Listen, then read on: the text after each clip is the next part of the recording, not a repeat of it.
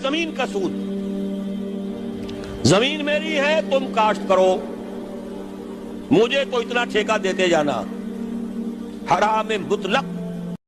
اس لیے ہم کہتے ہیں کہ مسائل علماء اور مفتی صاحبان سے پوچھا کرو، ڈاکٹروں سے مسائل نہ پوچھا کرو۔ دراصل ایک صورت تھی مستاجری پر دینے کی ناجائز، ڈاکٹر صاحب نے مطلقاً مستاجری اور ٹھیکے پر زمین کو دینے کو ناجائز اور سود قرار دے دیا۔ وہ صورت کون سی ناجائز تھی؟ مثلاً ایک آدمی نے 5 ایکڑ کسی دوسرے کو مستاجری اور ٹھیکے پر دی، اور اس میں یہ شرط لگائی کہ یہ جو فلاں کنال ہے اس کی پیداوار میں لوں گا، یا یہ فلاں ایکڑ ہے اس کی پیداوار میں لوں گا، باقی کی آپ لے لیں گے، یا زمین کا ایک حصہ مختص کر دیا کہ اس کی پیداوار میں لے لوں گا اور باقی آپ دیں گے، یہ ناجائز ہے۔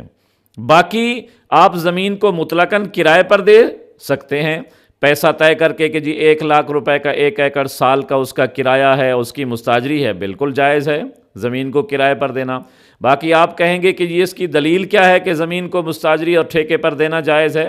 آؤ، صحیح بخاری شریف حدیث نمبر ہے 2346، کتاب المزارع والمساقات میں حضرت امام بخاری رحمۃ اللہ علیہ نے ایک باب قائم کیا ہے، باب قراء الارض بالذهب والفضہ، کہ زمین کو سونے اور چاندی کے بدلے میں کرائے پر دینا۔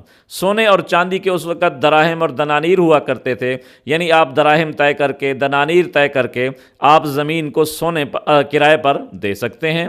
اس میں حضرت رافع بن خدیج رضی اللہ تعالی عنہ کا فرمان بھی لائے ہیں کہ یہ نبی پاک صلی اللہ علیہ وسلم کے دور میں ہوتا رہا ہے، زمینوں کو ٹھیکے پر دینا، اور ہم اس کو کیا کرتے تھے، لا باس بھی، اس میں کوئی حرج بھی نہیں ہے۔ اسی طرح امام مسلم رحمۃ اللہ علیہ حدیث نمبر 1547 پر باب قائم کیا ہے، باب قراء الارض، کہ زمین کو ٹھیکے پر دینا، زمین کو کرائے پر دینا۔ اس میں حضرت عبداللہ ابن عمر رضی اللہ تعالیٰ عنہ کا فرمان نقل کیا ہے، وہ فرماتے ہیں ہم رسول اللہ صلی اللہ علیہ وسلم کے دور میں زمینوں کو کرائے پر دیا کرتے تھے، اور یہ عمل ہوتا تھا نبی پاک صلی اللہ علیہ وسلم کے دور میں۔ حضرت حنظلہ نے جب حضرت رافع بن خدیج سے پوچھا تو آپ نے بھی فرمایا لا باس بھی، اس میں کوئی حرج نہیں۔ خود حضور اکرم صلی اللہ علیہ وسلم نے جب خیبر کے یہودیوں کو وہاں سے نکالا تو انہوں نے عرض کیا، اے اللہ کے رسول، آپ یہ زمینیں ہمیں ٹھیکے پر دے دیں، کرائے پر دے دیں، آدھی پیداوار ہم آپ کو دیں گے اس کی کرائے کے بدلے میں، ٹھیکے کے بدلے میں۔ تو نبی پاک صلی اللہ علیہ وسلم نے اس کو قبول فرما لیا۔ جب نبی نے قبول فرمایا، تمام صحابہ اس پر عمل کرتے تھے، تو یہ جائز ناجائز کیسے ہو گیا؟ تو یہ جائز ہی ہے۔ ہاں، ایک وقت کے لحاظ سے، خاص اخلاقی طور پر